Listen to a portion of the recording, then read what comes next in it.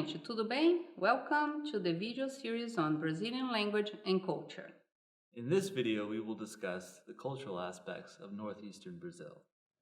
The northeast of Brazil is comprised of 9 states: Alagoas, Bahia, Pernambuco, Maranhão, Paraiba, Rio Grande do Norte, Ceara, Piaui, and Sergipe. Known as the Nordeste, this region was first to be colonized by the Portuguese and other European peoples.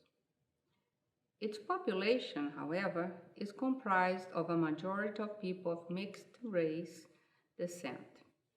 In this region, the cultural influence of Afro and indigenous Brazilians is pronounced. The Nordeste's dialects and rich culture, including its folklore, cuisine, music, and literature, are admired throughout Brazil. Northeastern Brazil's economy is based on coffee, sugarcane, cotton, manufacturing, and textiles, as well as extensive cattle breeding. The geography of the Northeast can be broadly divided into 3 regions: the coast, characterized by rainforest, the Agreste, a drier transition zone, and the Sertão, the semi-arid inland region that encompasses the backland of all 9 states. We'll start by visiting a few capitals in the coastal region, Salvador and Recife. Let's take a look at Salvador, Brazil's colonial capital and a cradle of Brazil's Afro-Brazilian culture. Salvador is located on a peninsula by All Saints Bay.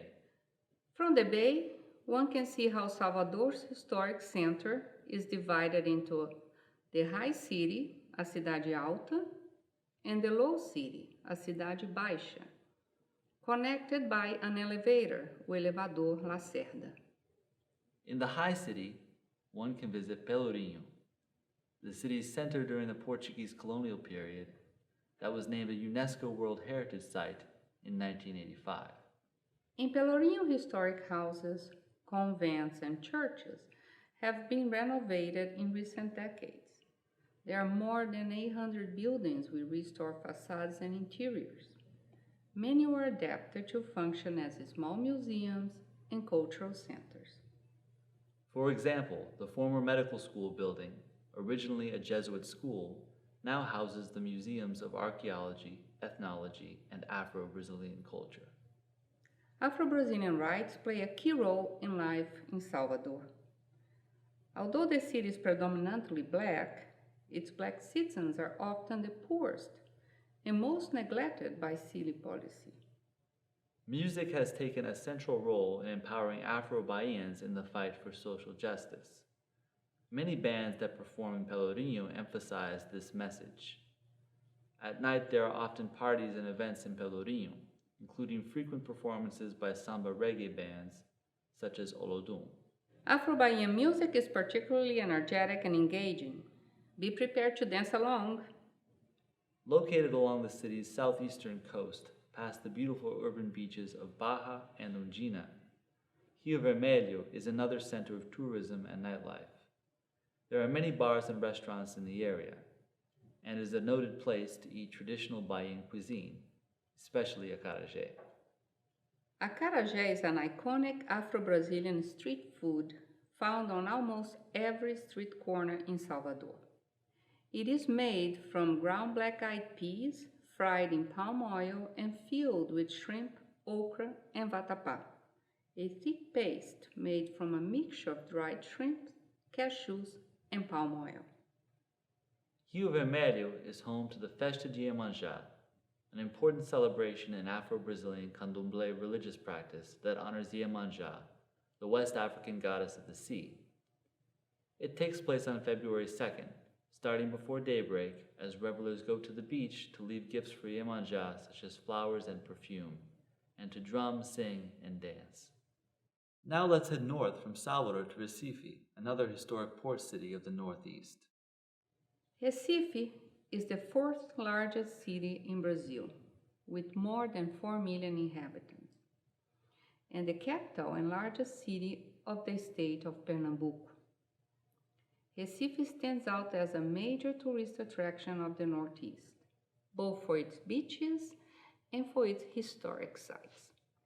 The historic center of Olinda, 7 kilometers north of the city, was declared a UNESCO World Heritage Site in 1982, and both cities' carnival celebrations are among the world's most famous. Both Recife and Salvador share a vibrant carnival culture with their own unique musical styles and festive practices. Salvador is known for its trio elétricos, roving sound trucks, with bands that perform on top. These bands perform Bahian genres of music such as axé and pagode, and many revelers follow the trios as they travel around the city. Pernambuco has large carnival celebrations with hundreds of shows in the streets of the historic center.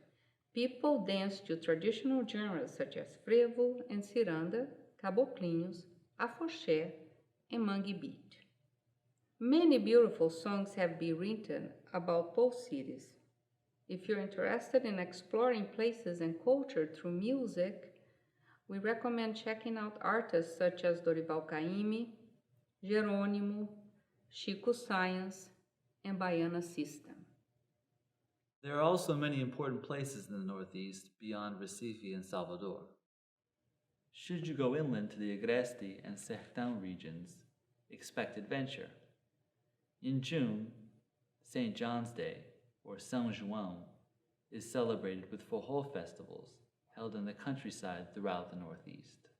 You might also enjoy the rugged beauty of Chapada Diamantina in Bahia with its grand vistas, caves, waterfalls, and scenic destinations for hiking and camping.